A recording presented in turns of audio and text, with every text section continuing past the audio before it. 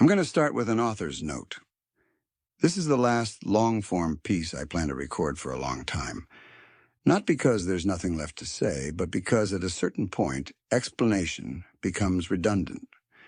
When a system is changing in real time, the only thing that matters is whether your model matches reality. And reality doesn't need persuasion. It needs alignment. What follows isn't commentary. It isn't prediction. It isn't politics. It's proof of work. If you followed my writing before, this is the synthesis. If you're new, this is the map. And if you're here to argue, you're already late. Math doesn't argue. It executes. For decades, the global financial system ran on trust. Not trust in the emotional sense, but trust as an architectural assumption. Settlement didn't happen immediately.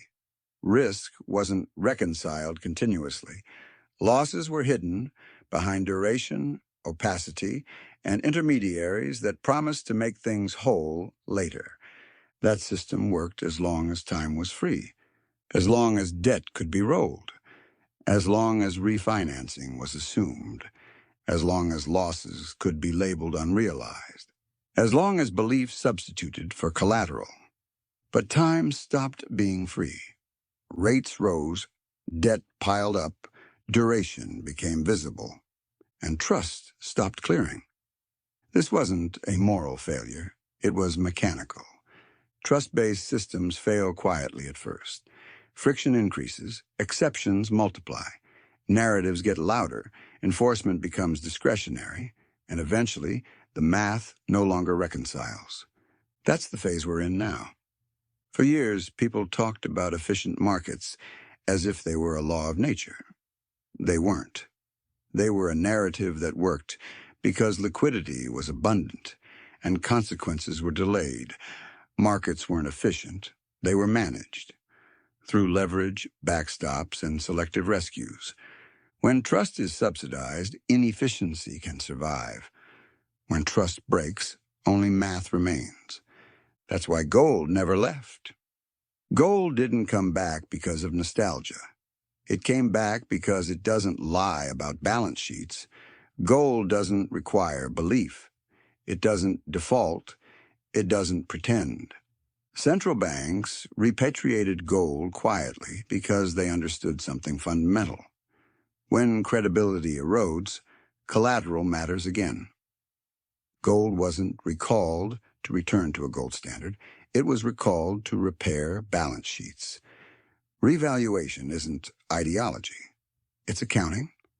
At current market prices, sovereign gold reserves are underutilized assets.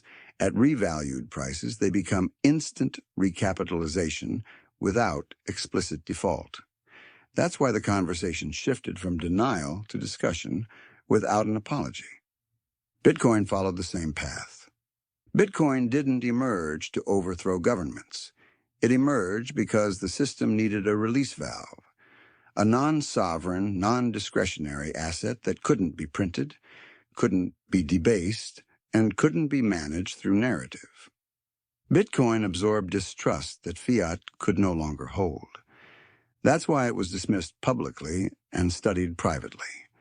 That's why it went from fraud to ETF collateral without ceremony. Bitcoin isn't replacing the state, it's disciplining it. Stablecoins told the next part of the story. People wanted stablecoins to be a moral argument. They're not. They're a plumbing argument. Banks operate on fractional reserves with leverage, duration, mismatch, and hidden risk. Stablecoins operate on cash, short-duration instruments, and redemption discipline. One system runs on trust. The other runs on math. When stress arrives, math survives longer. That's why stablecoins weren't eliminated. They were negotiated with, because they're not an enemy of Treasury. They're becoming its distribution rail. That's when the real power shift became visible. Treasury reasserted primacy, not through speeches, but through refinancing logic, through duration management, through collateral strategy. If you listened carefully, you heard it. Monetary outcomes no longer originate with the Fed. The Fed executes. Treasury decides.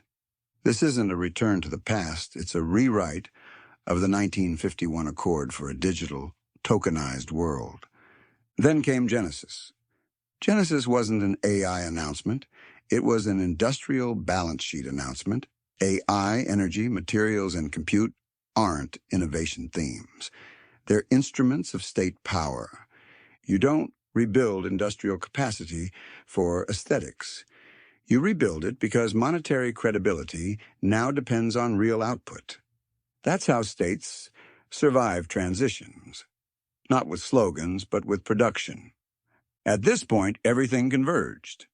Tokenized markets went live. Stablecoin legislation moved forward. Gold re-entered the conversation. Bitcoin became institutional.